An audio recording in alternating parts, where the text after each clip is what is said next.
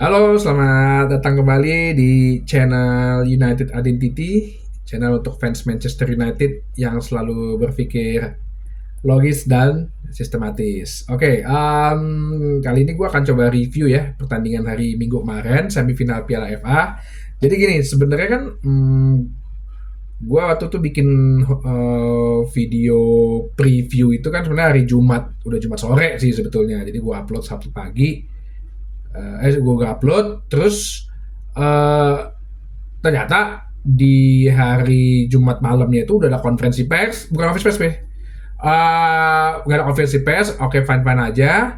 Nah besoknya malam minggu pas nonton semifinal yang pertama Manchester City sama Chelsea, dan gue agak ngantuk gitu ya, mungkin karena boring juga sih permainannya. Manchester City-nya capek, Chelsea-nya begitu. Gue pas istirahat buka-buka tuh sosial media, gue lihat ada tweetnya Fabrizio Romano mengatakan bahwa Kambuala, Amrabat beserta Mason Mount cedera. Aduh, berarti ini akan ada perubahan line up nih. Nah, gue kan juga dari apa namanya awal juga bilang ya Harry Maguire oke gitu. Terus ternyata juga ada kabar McTominay pun oke. Nah, berarti gue itu udah feeling pasti akan ada perubahan ya, perubahan line up. Betul lah, pada hari Minggunya gue ngeliat line up yang di belakang backnya Wan Bissaka kiri, kanan Dalot dan terus Harry Maguire main, dan seperti yang pernah gue bahas juga di video-video sebelumnya, kalau Casemiro jadi back tengah gitu. Dan jadilah back tengah yang menurut gue sih penampilannya ya karena dia canggung ya. Beberapa sih dia lumayan tapi ya so-so lah gitu.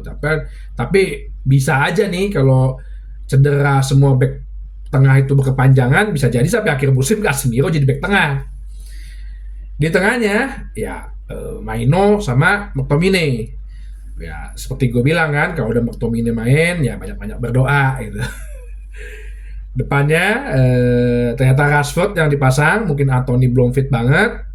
Terus Garnacho di kanan, tengahnya Bruno, depannya Højlund. Oke, babak pertama awal-awal sesuai dengan apa yang gue bilang di preview. Kita nggak langsung main direct passing, passing gitu ya, karena lawan juga lawan sistem kick and rush, nunggu serangan balik mereka, long ball dengan pemain-pemain yang agak jaraknya agak jauh. Jadi udah enak tuh mainnya, sporadis. Ya beberapa ya, sekali lagi kalau lo nonton pertandingan rata-rata bola mati di Rashford gitu ya.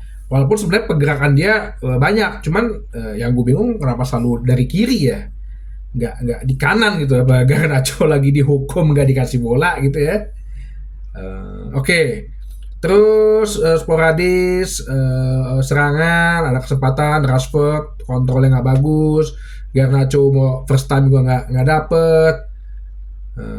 Terus gue bilang wah ini kalau kayak begini sih minimal sebelum babak pertama satu gol dapet gitu. Oke, lahirlah dari sisi kanan Garnacho umpan ke Dalotnya crossing mendatar sisi di tanah. McTominay sekali lagi sebagai pemain yang kalau di kotak penalti memang gue akui dia instingnya, positioningnya itu bagus ya, walaupun kemarin juga pasti tengah sih agak lumayan sih, dia masih mau turun ke belakang, pergerakan bolanya lumayan cukup baik lah gitu. 1-0 gol McTominay. Oke, masih tuh serangan terus. Strateginya masih tetap bola-bola passing sporadis ke depan, dapat tendangan sudut dari setelah gol, tendangannya Rashford di tepis, dapat dari bola mati set pieces. Udah lama nih kita nggak ada dapat gol dari tendangan sudut, tendangan corner gitu ya. Dapat 2-0. Oke, sampai babak pertama selesai. Gue berpikir oke lah ini aman lah ya. Terus akhirnya babak kedua mulai, dapat lagi gol dari Bruno Fernandes. Oke, 3-0. Sebagai seorang pemikiran yang logis dan sistematis, kalau lo 3-0 seharusnya lo mengamankan dong sisinya. Betul ya? Nah, akhirnya mulai ditarik Garnacho. Sebenarnya gini, terus ditariklah kemudian Maino. Sebenarnya gini, banyak yang gua komen kau mendang mending nih ya. Kenapa sih nggak ditarik? Kenapa Garnacho nggak ditarik? Kita itu melihat hasilnya begitu, akhirnya kita mempersalahkan proses-proses sebelumnya. Lu juga harus berpikir logis dan sistematis. Udah kemenangan 3-0, ya. Terus apa namanya? Midweek besok kita akan melawan Sheffield United yang dimana kita butuh kemenangan juga di liga, ya. Secara logis dan sistematis, lu mengistirahatkan pemain terbaik lu.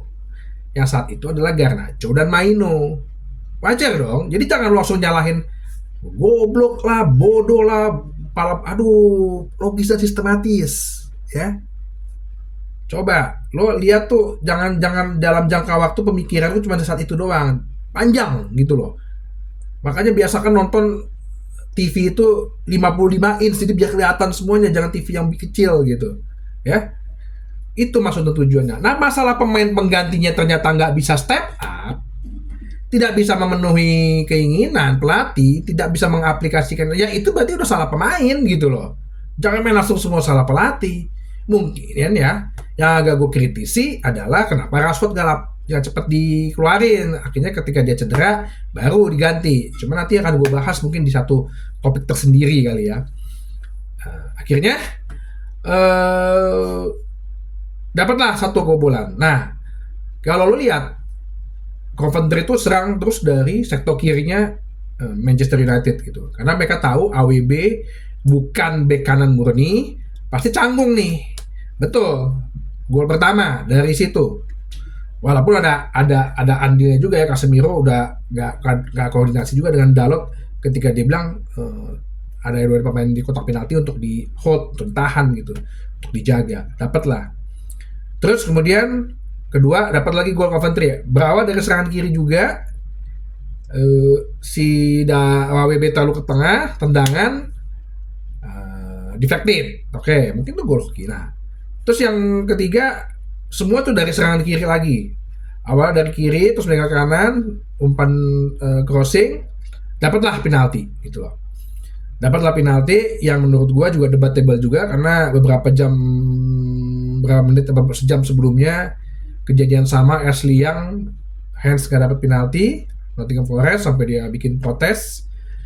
Terus kemarin sehari sebelumnya kemarinnya itu Grealish dengan keadaan seperti itu juga nggak diberikan penalti, ini diberikan penalti. Ya oke lah, kita bukan tim yang mau menyalahkan itu penalti, itu wasit, itu VAR segala macam, oke enggak. Pada prinsipnya memang kita diserang, kualitas permainan menurun setelah Maino dan Garnacho ditarik, sektor kiri tetap menjadi titik lemah dan pasti akan selalu menjadi titik lemah yang akan dieksplor oleh lawan. Ya udah terima gitu loh, bukan berarti semua langsung menyalahkan pelatih gitu loh. Akhirnya 3-3 gitu, 3-3 perpanjangan waktu. Sempat dekat juga ketika menit-menit akhir bobol gitu ya. Walaupun begitu bobol tuh kalau lo lihat bangsa kayak Bruno sama Dalot tuh udah geletak di lapangan, di VAR ternyata offside. Ya itulah sepak bola gitu loh, kita mau nyalahin VAR juga nggak bisa. Mau dibilang Coventry City dirampok, ya apa gunanya VAR gitu kan debatable juga. Kalau misalnya itu gol nggak disahkan offside tanpa VAR juga, nanti lu komen lagi gitu loh, nanti lu semua protes lagi, sosial media ramai lagi, cari duit lagi dari engagement Manchester United gitu kan. Nah, akhirnya ada penalti gitu ya. Ya Casemiro pertandingan pertama gue bilang dia agak anggap remeh lah kalau gue rasa sih. Terus kemudian yang lainnya step up bagus dan penaltinya. Agak gue sorotin juga masalah selebrasinya Anthony. Bagi gue tuh fine aja, nggak masalah, namanya selebrasi kok. Lo mau pemain kelas kambing pun kalau lo mau selebrasi tim lo menang, selebrasi aja gitu. Nggak ada yang mempermasalahkan si Haji Wright. Baru tendangan pertama Coventry dia udah begini nih ya. Coba baru tendangan pertama lo udah dibilangin ada semboyan, jangan pernah merayakan kemenangan dulu. Kalau sama Manchester United, ya Anthony cuma begini doang, ya sama aja lah, boleh lah. Emang ada yang melarang? Terus ada yang Rio Ferdinand tweet nggak kelas, ya ilah sejak kapan sih sepak bola ditentukan berdasarkan kelas? Menang ya menang, celebrate ya celebrate, mau ngapain, pertandingan apa aja, gitu loh. Nah, yang gue dapat dari pertandingan ini sih memang banyak PR banget sih, dengan cuma pakai back satu ya, back tengah satu, dan Harry Maguire tuh nggak latihan loh ternyata, dia langsung main pada saat itu juga. Ya ini bener-bener PR banget, dan gue sekali lagi gue tegaskan tidak fair untuk memecat atau memberhentikan Ten Hag. Semua harus ada perubahan dari dalam dulu, faktor-faktor non teknisnya dulu, manajemennya, tim medisnya, tim rekrutmen, tim negosiasi, semua harus dibersihin dulu. Kasih Ten Hag kesempatan untuk dia bermain seperti apa. Lebih baik step upin pemain-pemain muda, ya, seperti United Identity yang sesungguhnya. Pemain-pemain yang tidak penting atau yang tidak berkontribusi itu mungkin akan dijual. Mungkin Rashford gue akan bikin satu topik tersendiri gitu ya. Karena nih orang nih kalau gue pikir sih emang udah habis ya batas kesabaran para fans, dan juga seharusnya manajemen udah ngeliat. Itu aja sih ya. Sampai jumpa di topik bahasan berikutnya di United Identity, channel untuk fans United yang selalu berpikir logis dan sistematis. Sampai jumpa.